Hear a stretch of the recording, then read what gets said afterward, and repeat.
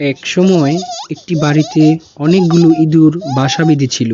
ইঁদুরগুলো বাড়ির মালিকের নানা রকমভাবে ক্ষতি করছিল। বাড়ির মালিক অত্যন্ত বিরক্ত হয়ে তাদের হাত থেকে রেহাই পাওয়ার জন্য একটি বিড়াল নিয়ে এলো। বিড়ালটা প্রতিদিন অনেকগুলো করে ইঁদুর মারতে শুরু করলো।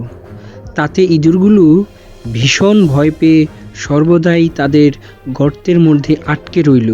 বাইরে বেরিয়ে আসতে তারা সাহস করল না। তারা কিভাবে এই বিপদ থেকে রক্ষা পাবে সেটা নিয়ে আলোচনা করার জন্য একটা সভা ডাকলো। অনেকে অনেক রকম পরামর্শ দিল, কিন্তু কোনোটাই উপযুক্ত বলে মনে হলো না। অবশেষে এক বৃদ্ধ ইঁদুর দাঁড়িয়ে বলল, আমি একটা খুব ভালো উপায়ের কথা চিন্তা করেছি।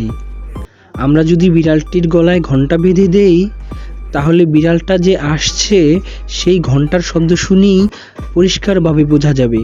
বৃদ্ধ ইঁদুরের যৌক্তিকতার সবাই খুব প্রশংসা করলো, কিন্তু অন্য একটা বৃদ্ধ ইঁদুর তার আসন থেকে উঠে দাঁড়িয়ে বলল, আমাদের বৃদ্ধ বন্ধুটি এইমাত্র যে উপায়ের কথা বললেন তা নিঃসন্দেহে খুব ভালো, কিন্তু সমস্যাটা হলো বিড়ালের গলায় ঘণ্টা বাঁধবে কে?